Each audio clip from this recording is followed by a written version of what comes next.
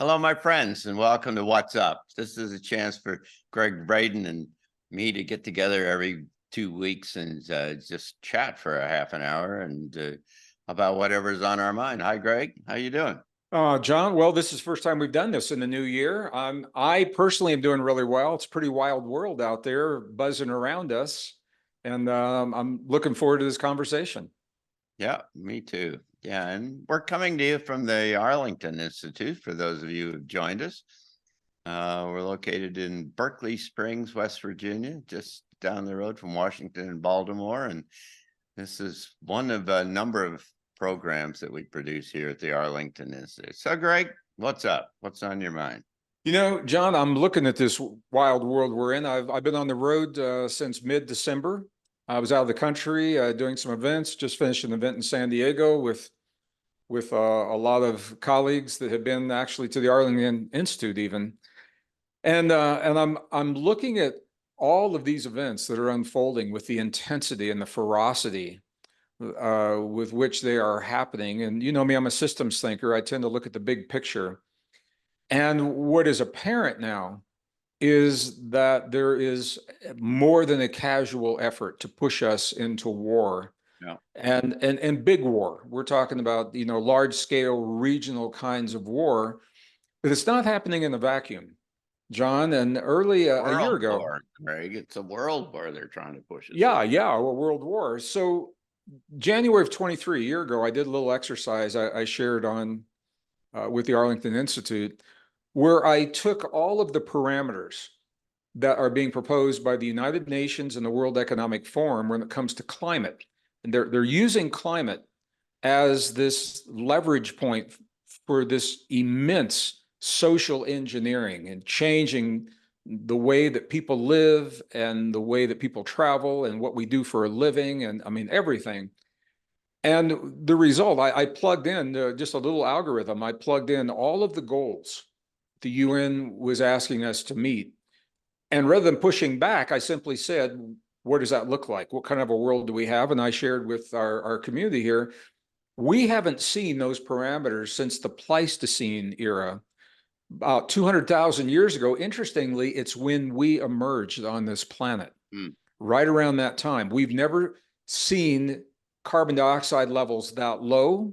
We've never seen the temperatures on the earth that low. We've never seen the loss of the forests to that degree and the loss and the extinction of life to that degree.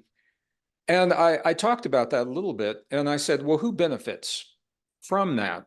And now we plug in this new parameter of an overt movement for war at a very high level. John, when you say who benefits from that, it's not us humans.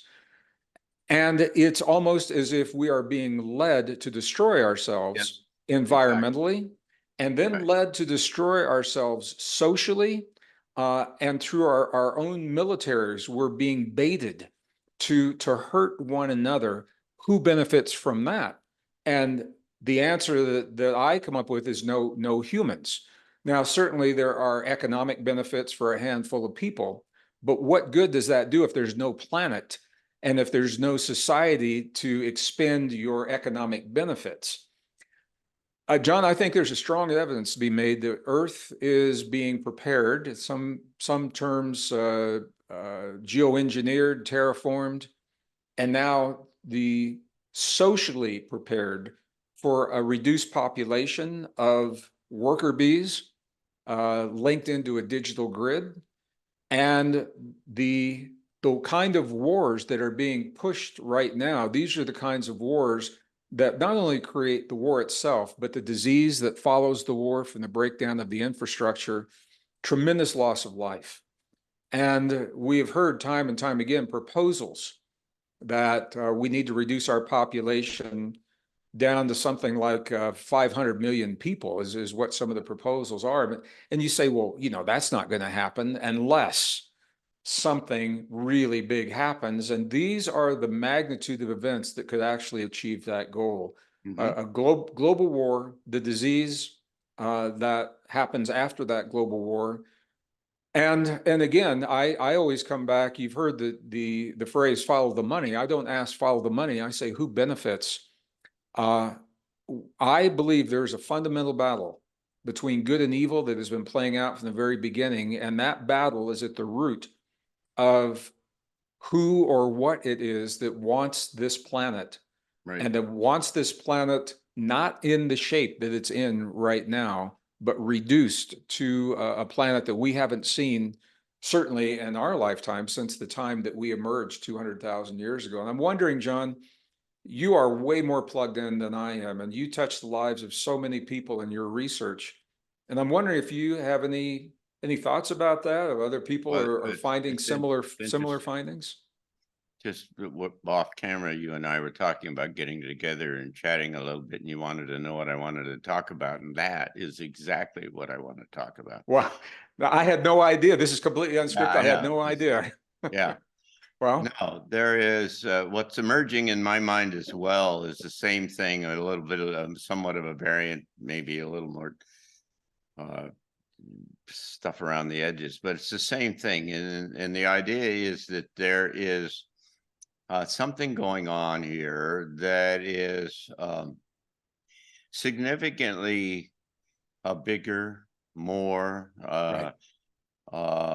pervasive than what we are led to believe. We are being folk trying to what they're trying to do is have us focus on the little things down at the bottom that don't make any difference. And as Penny Kelly has suggested, there might be some external kind of thing that's going to trying to take advantage of this whole thing.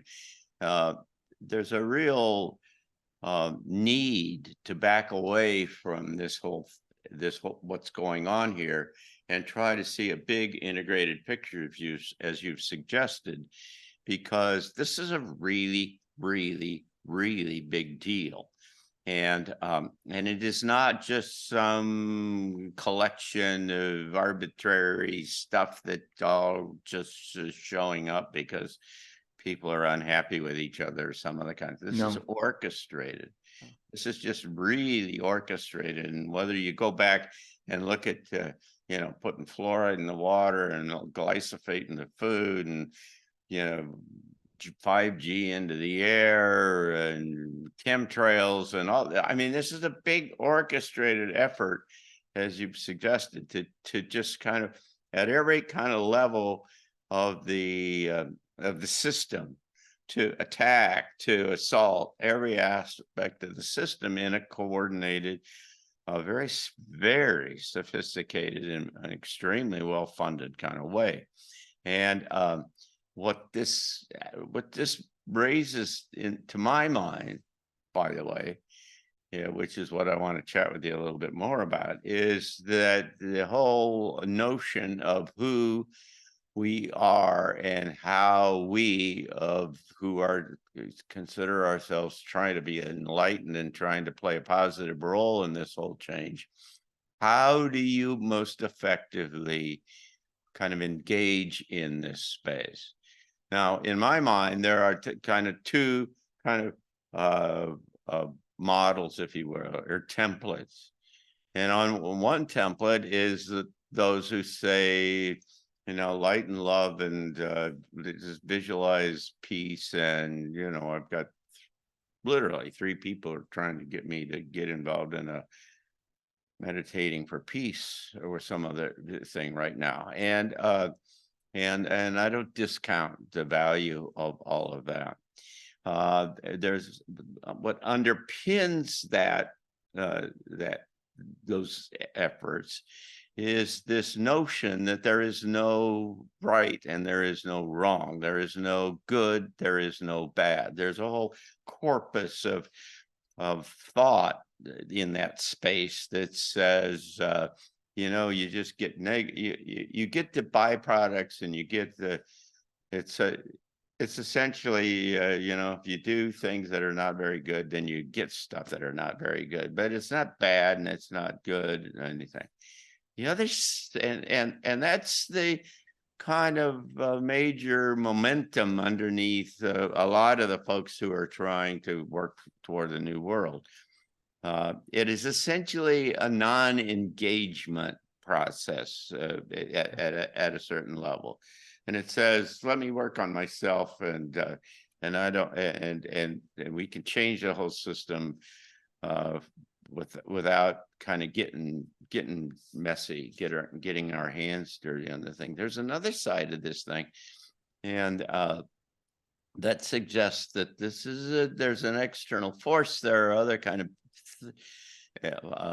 entities and such that are engaged in here that are just very mean and very evil in the essence of who they are and how they operate. And what they are effectively doing is taking using all of these very dastardly kind of approaches to essentially try to get control over this whole system. But what that sets up in terms of how each of us should start to think about this and saying, is there a place where we have to fight? Where we as individuals who like-minded, enlightened, when do you stand up? When do you stand up and say, no, you're not going to do this anymore?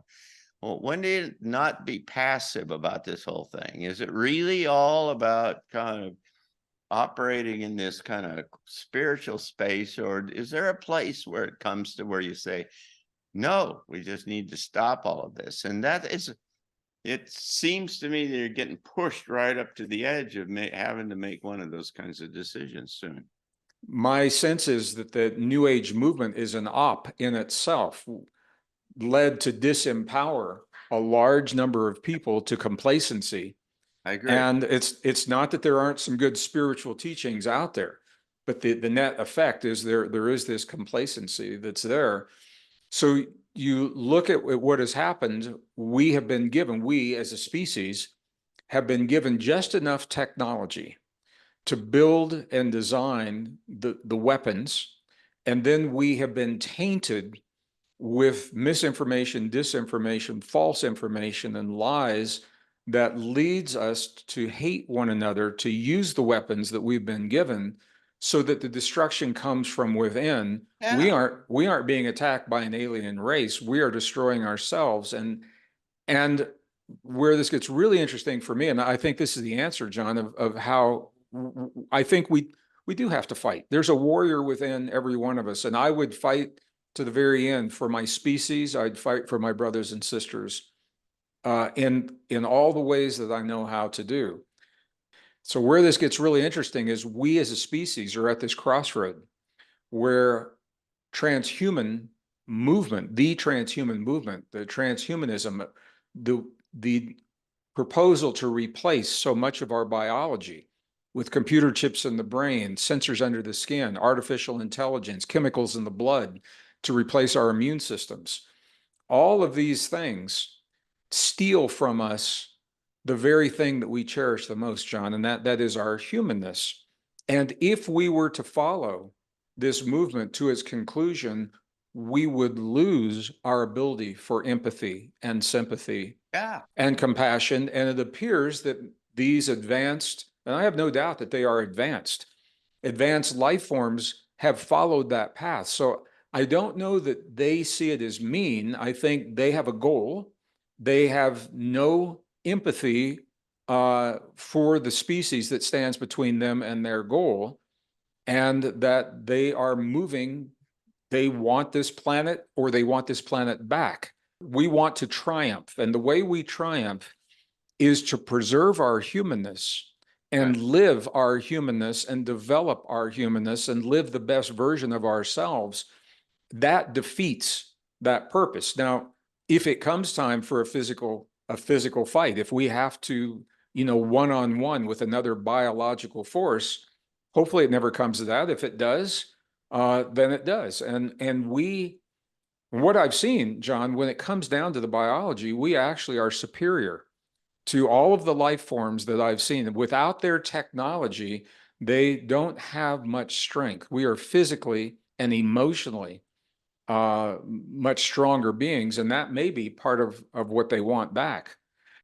Well, it's like an insurgency, where you kind of come around from the sides or within the system, but it needs to be organized. I think the point that I'm thinking about is that this is not just some passive everybody for themselves kind of thing. This needs some degree of like a campaign, right? An organization, some kind of way in which you find the critical mass, you get of enlightened folks together that then influence the rest of the system. Well, I think we're worth preserving, and for a number of I'm well, I glad knew you would laugh. friend.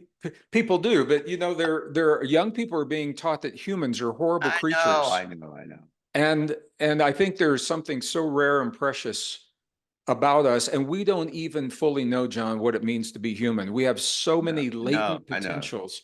That's We owe it to ourselves to awaken those before we give sure. ourselves away. And so the way we fight is the way we triumph is by living the best version of ourselves consciously, and to know that we act out of love for what's possible rather than the fear of make the Right. same choices. But if we're making those choices out of fear on a spiritual level, that's where the battle's happening. We've got to make those choices out of the love for ourselves and our global family. Yeah. And all I'd say is that we've got to lean into this thing. You can't just be passive in the whole thing, and that we have to take an active kind of role in this evolutionary jump. We have to become someone different. Otherwise, we'll be the same, and then it'll be the same. And so, good. Well, Thanks. John, thank you for having this conversation. Again, it's unscripted. We had no idea where it was going to go, and I'm happy that we had it at the beginning of this new year. I appreciate that. Thanks a whole lot. And for those of you who are watching, again, we're coming from the Arlington Institute. You can find out more about us at arlingtoninstitute.org. And we'll be back in 2 more weeks. And so thank you. Thank you, Greg. Thank you.